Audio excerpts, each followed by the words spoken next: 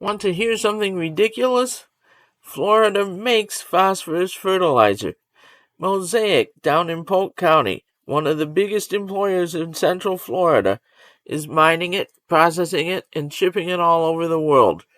But if you want to buy some for your tomatoes, good luck with that.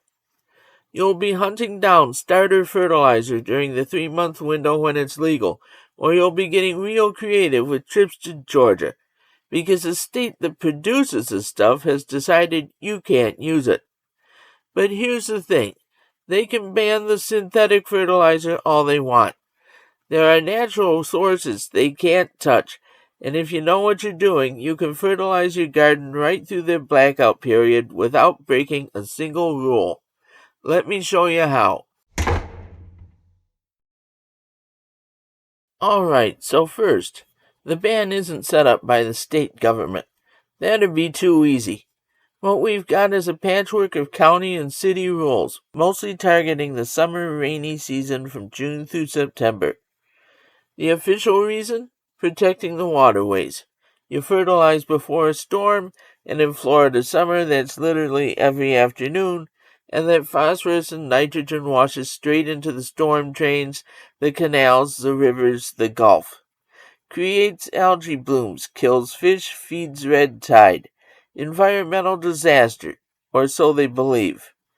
So local governments created blackout periods. No phosphorus.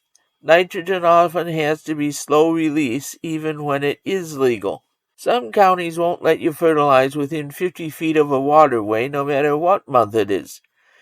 Check your county's specific rules because they're all different, but the pattern's the same everywhere. Summer means restrictions. And that's fine for people who just want green grass. But for those of us actually growing food, it's a problem. Why phosphorus matters?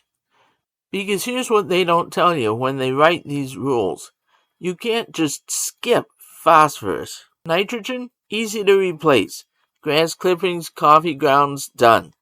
Potassium? Wood ash, compost, no problem. But phosphorus? That's a tough one. And it's the one your plants absolutely need. No phosphorus means your transplants never establish roots properly. It means your tomatoes and peppers flower but don't set fruit. It means your seedlings stay weak and spindly no matter what else you do right. So when they ban the 10-10-10 and tell you to wait until October, what are you supposed to do? Just not garden for months? Nah, we're smarter than that.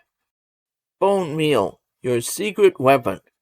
Here's what they missed when they wrote the blackout rules. Bone meal. It's 15 to 20% phosphorus. It's slow release. It's organic matter, which means it's legal to apply year-round, blackout or not. And it works. You work it into the soil at planting time. Mix it into your hulls for transplants. Broadcast it before you seed. During the growing season, you can side dress by scratching it into the soil around your plants. Garden centers carry it. It's affordable, and nobody's going to fine you for using it in July. One thing, work it into the soil. Don't just sprinkle it on top. It'll attract raccoons and possums otherwise. Bury it and you're golden. Want to level up? Fish bone meal has even more phosphorus than regular bone meal, plus it gives you nitrogen as a bonus. It costs more and you'll have to hunt for it, but for heavy feeders it's worth it.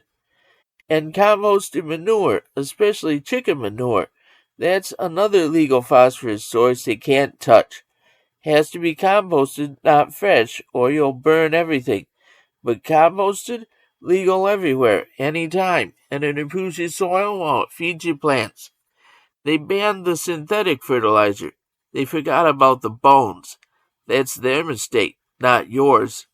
Nitrogen, even easier. Nitrogen's almost too easy to replace. Grass clippings are free and they're everywhere. Layer them around your plants or compost them first if you want. Just make sure your lawn wasn't sprayed with herbicide recently, or congratulations, you just killed your garden. Coffee grounds, moderate nitrogen, slightly acidic, great for blueberries.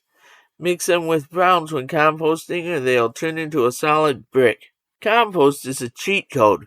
Balanced nutrients, slow release, improves everything, and it's legal every single month of the year. Make it yourself or buy it bagged. Either way, nobody's writing you a ticket for applying compost. Blood meal is high nitrogen if it's legal in your area. Some counties restrict it during blackout, some don't.